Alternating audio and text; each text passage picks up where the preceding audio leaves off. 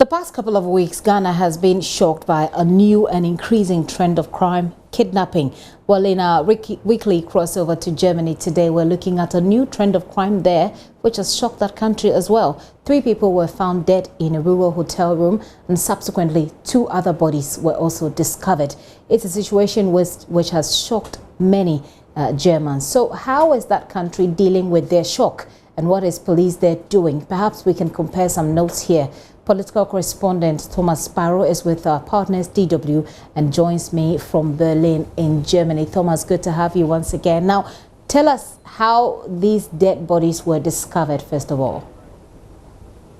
Gifty, nice to be back on the program. It is still probably a bit too early to determine whether we're talking here about a trend or whether this is simply just an isolated case affecting these 2 parts of Germany. That's something that police are still trying to understand and investigate. What police have said so far is that 3 bodies were found in the southern part of Germany in a city called Passau in a rural hotel there. Those 3 bodies had wounds made by crossbows, and then when they were investigating those 3 deaths, they found in the flat of one of the victims 2 further bodies of 2 women, and they are trying to understand now what type of connections there were between these 2 cases. Just for you to have an idea, Passau and the place where the other 2 victims were found in Lower Saxony are about 600 kilometers apart. So that just gives you an idea how big of a challenge it has become for authorities, not only to try and determine what the motives might have been, but also to try and determine what connections might have been between the people found in Passau and the people found in Lower Saxony. Well, you've told us how they found these bodies and how they were killed, but do give us a little bit of vivid description as to what the scene was like, and tell us to what extent this has caused panic in this community or in this area and the country at large.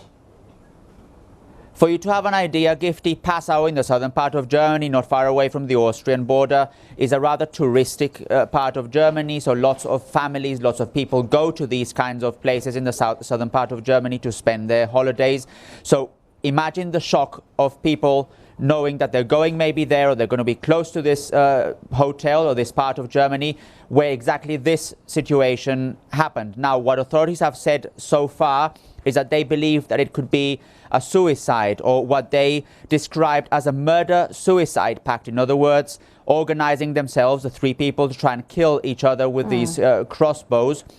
It is still unclear what the motives might have been. From some of the reports that we have read, it seems that the people were part of some medieval clan, medieval scene in Germany. It is still unclear how that can be described, but apparently they like medieval weaponry and so on. And again, this has raised another question, because Germany does have very strict laws and regulations concerning arms sales or arms possession, but anyone basically could buy for sports purposes a crossbow like this, or anyone at least over the age of 18 could acquire one. So there is an incipient debate as to whether maybe guidelines should be made stricter here as well on this particular case. Well, over here in Ghana, and I did mention the kidnap scare that we're witnessing here, a lot of people have not been happy about how the police has handled it. I'm curious to find out how the German police has handled this particular case and whether or not the people are happy with it.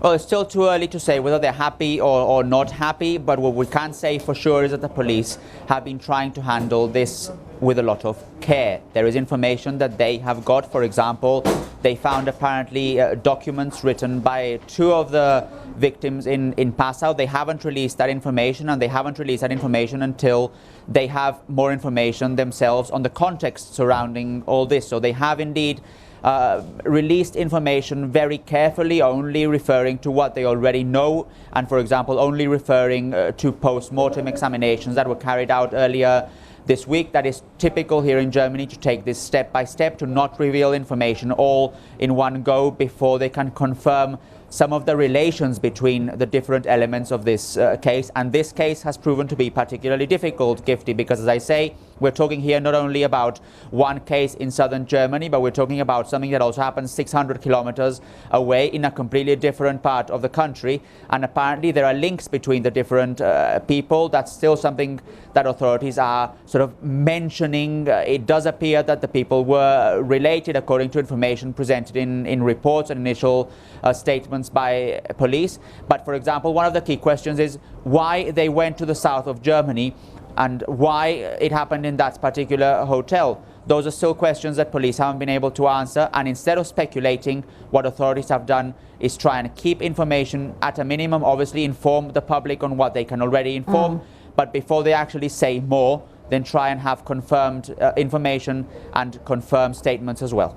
Well, to add a bit to that, as far as what's happening here in Ghana is concerned, the police has been very limited in the information that has been given to the people, and of course, but this is a different case. Of course, kidnapping is different from a murder case, and so we can talk about that later. But finally, Thomas, how have the people reacted to this? What are people saying about this?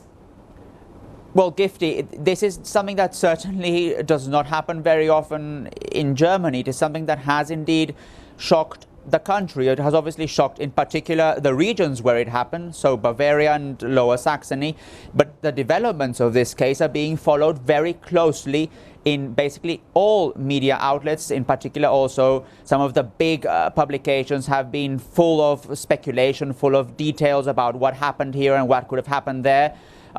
So you can just imagine that in a country where these situations do not happen very often, where people are not accustomed to this, and in particular in parts of the country that are very touristy, these kinds of news stories do generate a lot of uncertainty and a lot of shock as well among many people. But there is also another side of the story. People are indeed waiting to see what police and authorities have to say about this case, in order to also make sure that they have all the information necessary about this case before trying to simply make more statements or generate rumors when it comes to this. Police have been very careful, as I mentioned, as to what they reveal and what they don't. Police have been very careful as to what they reveal and what they do not. Well, we all know here in Ghana what the head of the CID has done, put in some information when a lot of people thought that that information was inaccurate. In fact, she herself has said that that information she put out was inaccurate. So, well, a bit of comparing notes here and there about what the police in Germany is doing about their own shock and about what we are doing here in Ghana about our own shock. Thomas Sparrow there joining us all the way from Berlin in Germany. Thomas, thank you very much. Thank you, Gifty. This is still The Pulse with me, Gifty, and up here.